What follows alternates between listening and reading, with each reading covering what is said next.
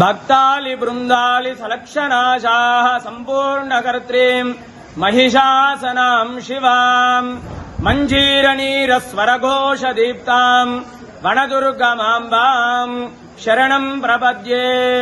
శ్రీ ఏడుపాయల వనదుర్గా భవానీ దేవస్థానం అమ్మలగన్న అమ్మ ముగ్గురమ్మలకు మూలమైనటువంటి వనదుర్గా అమ్మవారు ఈరోజు ఉదయాన్నే విశేషమైనటువంటి అభిషేకం, తదనంతరం అమ్మవారికి విశేషంగా తెల్లని పుష్పాలతో అలంకరించడం జరిగింది.